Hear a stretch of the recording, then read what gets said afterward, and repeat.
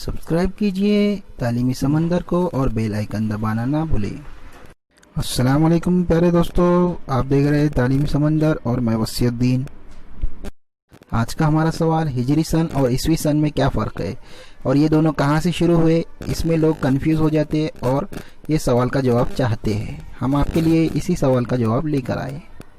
पहले हम शुरू करते हैं ईसवी सन से। वो सन जो हज़रत ईसा अलैहिस्सलाम की याद में शुरू हुआ उसे ईसवी सन कहते हैं।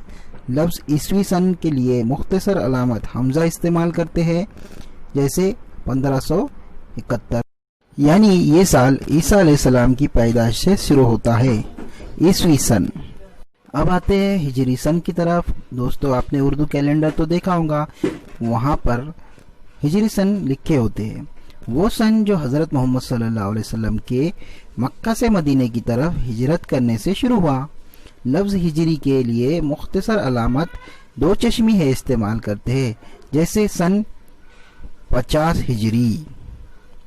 यहाँ पर हमने दोनों सन को आपके सामने रखा है। वो सन जो हज़रत ईसा अलैहिस्सलाम की याद से शुरू होता है उसे ईसवी सन कहते हैं, और हिजरत हुज़ूर सल्लल्लाहु अलैहि वसल्लम की हिजरत के बाद जो गिनती शुरू हुई सालों की उसे हिजरी सन कहते हैं। यहाँ पर हमारा मालूमात ख़त्म होती है। जज़ाकल्लाहु खैर।